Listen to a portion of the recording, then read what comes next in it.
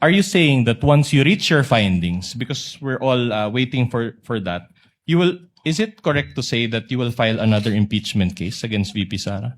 Oh, thank you for that question. So that I Objection, can Your explain. Honor. That is speculative.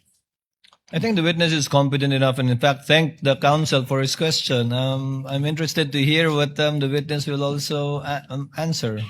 Thank you, Mr. Presiding Officer. The betrayal of public trust as the issue in the impeachment court, we don't need to investigate even if we pinpointed the person contracted. Because the point being is, the betrayal of public trust was already been consummated when she publicly admitted, there is already an admission that she contracted a killer, a mamamatay tao or assassin, to kill the president. And that itself is already an admission. At sinabi pa niya, pumayag na yung kinausap kong mamamatay tao. That constitutes betrayal of public trust. Why?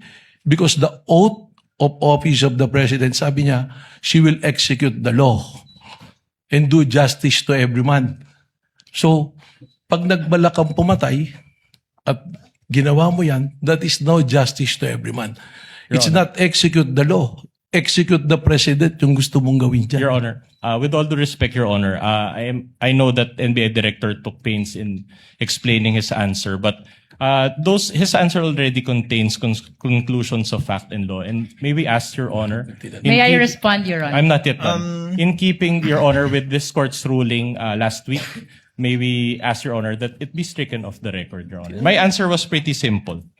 And it is Counsel not for responsible. the lead prosecutor. My question was pretty simple. Sorry. Your Honor, ang depensa po ang nagtanong kung mapapatunayan na nag-commit ng betrayal of public trust, kung sasampahan pa ng impeachment ulit at sinasagot lamang po ng testigo, Can we get- consummated na ang betrayal of public trust dahil may kausap ng tao na pumayag na to execute the President, the First Lady, and the former Speaker. That's precisely the ground for our motion, Your Honor. Can we get the ruling, Your The Honor? motion to strike off is denied. Let the answer of the witness remain in the records. That was his answer, counsel. However,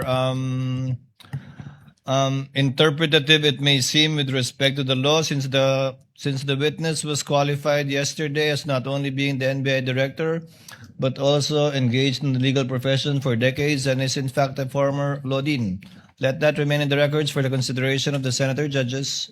You may proceed, counsel.